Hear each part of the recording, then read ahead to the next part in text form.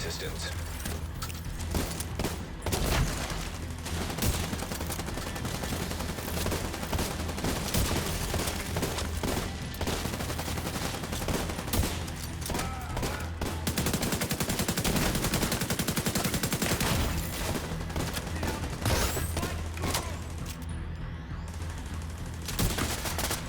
Serious trauma detected.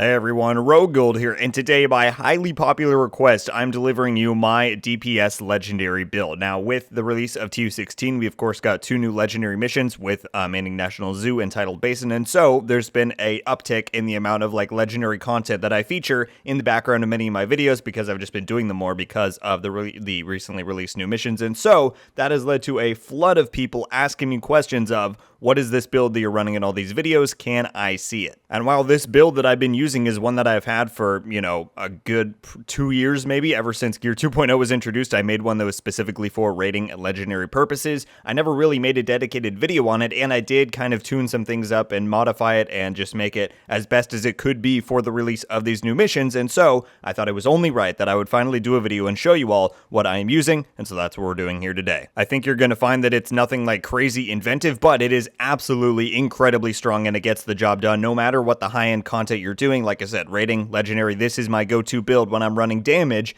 and it's absolutely reliable. So let's just get into it. Here is the build. As always, let's start with weapon. I'm using an FAL as my primary. Now, there are 2 reasons for this. The first one, it's got the cool skin. All right, blame me if you will, shame me, I don't care. It's got a badass skin, so I love running it. The FAL, though, is, and the second reason is, it's still a very strong weapon. It's one of the best slower fire rate, high damage assault rifles, and so that is the reason that I'm also using it. I wouldn't use it if it was like a bad gun. This is absolutely a great, viable option. I think there are other ones that would also contend with this. I'm not entirely sure these days of what the actual charts are for which one is the statistical best AR to use, but the FAL is absolutely a great option, along with other ones like the TKB, the other version of the FAL, other stuff like that. So feel free to experiment, mix around. I just enjoy using this because of how much I like the skin, and it just, it's fun to use, so why not? And you can see I across this build, I probably have areas I could optimize a little bit. On this case, I could get the damage targets out of cover up even more, but we have AR damage targets out of cover, and Optimus. There are other talents you could technically use, stuff like Strain, things like that. I just enjoy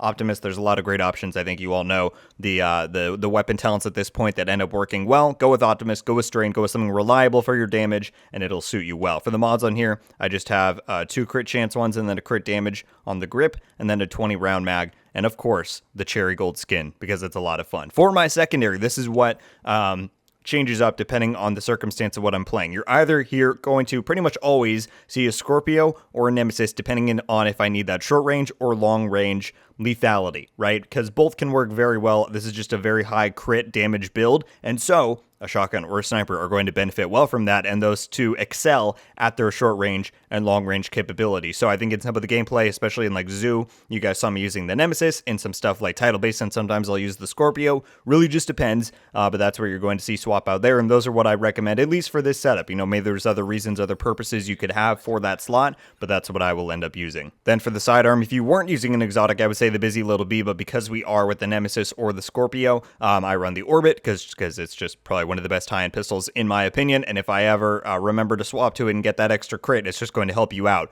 that much more. Before we show the overall crit breakdown here for my guns, let's talk about this first gear item, which is of course the Coyote's Mask exotic. Now some people, I would say, would prefer to not use this and use something that's more reliable, where you're not constantly shifting around your crit values. And you certainly could do that. You could do something like, I already have a piece of Sombra on here, but you could find a way to get a bit more crit damage, right?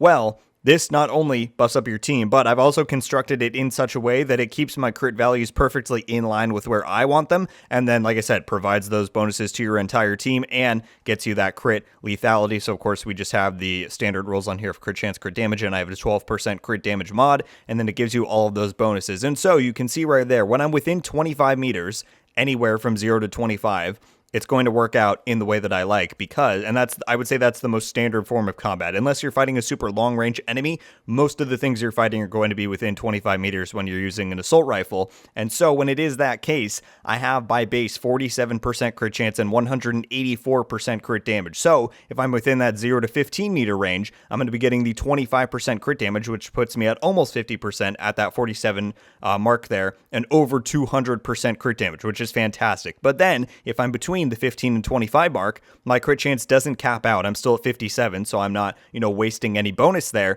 and I still get almost 200% crit damage, which is fantastic. It just leads to some stellar DPS, and I think setting up, whenever I run Coyotes, I always make sure that middle 15 to 25 meter value range is never going to bump me over 60% crit chance. I don't want that to happen, and so I think this is a great way to balance it to do that. And so when you do run the Coyotes, like I said, not only are you buffing your team, but you're then making sure that you're not exceeding the cap and wasting any of that potential damage. So let's move on to the rest of the gear pieces then. For the chest piece, I have one piece of Providence because we are using the sacrifice name chest piece, so that's giving me 15% headshot damage, which isn't necessarily contributing to what I'm really speccing into on this build, but it, just helps regardless because I'm hitting a lot of headshots. Usually, we have 15% weapon damage there, crit damage, crit chance, and a crit damage mod with perfect glass cannon. This, of course, allows you to deal 30% amplified damage at the cost of taking 60% amplified extra damage to yourself. So it is a big payback. It is something that you have to really incorporate into your gameplay and keep in mind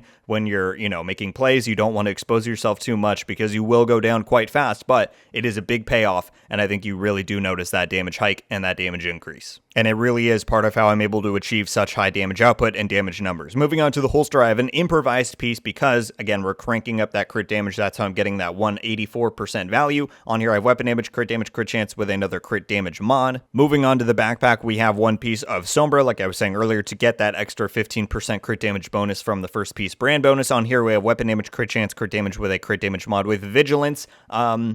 Not many other backpack talents I think I would recommend over vigilance, especially for this type of build in this type of content. It's just going to buff up your damage by that much more, especially if you run something like a decoy or you have other teammates that are taking some of the fire for you. You'll have high uptime on this talent, and it's just going to increase your total damage output by a noticeable chunk. Moving on to the gloves, I have one piece of Fenris, of course, to buff up that 10% AR damage. On here, we have weapon damage, crit chance, and a crit damage roll there. And then on the knee pads, we have Fox's Prayers. Now, this one could be debatable, could be switched out, I'll admit, because damage to targets out of cover is a little bit less potent in PvE than PvP, only because NPCs use cover so much more. But in legendary content, when a lot of ads are rushing at you and they really don't care for cover as much because, the AI in some way knows how powerful they are, it still makes it worthwhile to me. You could make the argument that you could run another improvised piece here, get another crit damage roll. That would certainly be viable, and I couldn't knock you if you wanted to do that, but I still enjoy Foxes. I still think I get a good value out of it. You could also swap this and run Contractors and then Fenris knee pads.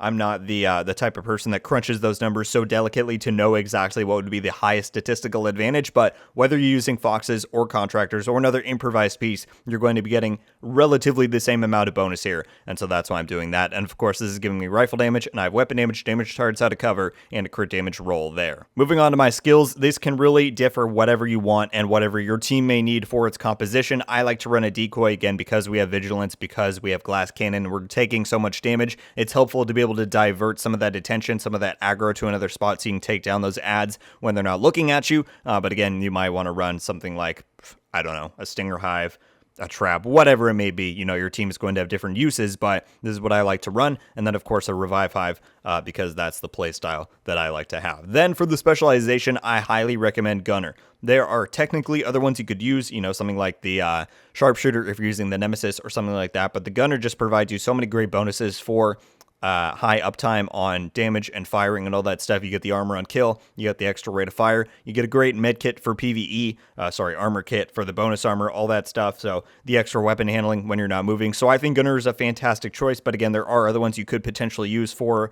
more niche circumstances. It's really up to you, but I definitely recommend Gunner if you're just going for an overall great specialization to fit for most kinds of content. And there you go, everybody. That is the build that I've been getting so many questions about, so many requests to do a video on, so I hope you enjoyed. It's flattering, honestly, that so many people saw that gameplay and wanted to know what I was using. And like I said, it's not anything terribly inventive or crazy that you probably haven't seen before, but it is immensely reliable. It deals a lot of damage. It's going to be a great go-to damage setup for legendary or rating, so I very much hope that some of you benefited from this and can incorporate it into your loadouts, because like I said, it's just going to be a great option for you regardless of what high-end content you may be doing. Thank you all so much for watching. Leave a like if you enjoyed this video, and be sure to subscribe with notifications on to be updated every time I upload. Let me know your thoughts on the build here. What do you run when you go for damage setups in legendary content, rating, that type of stuff? Would you run something similar to this? Is there anything you might tweak to make it a bit different or more customizable? As always, I would love to hear your thoughts and input on the build. And that's just about going to do it for me today, everybody. Once again, thank you all so much for watching. I hope you have a wonderful day, and until the next one, guys, RogueGold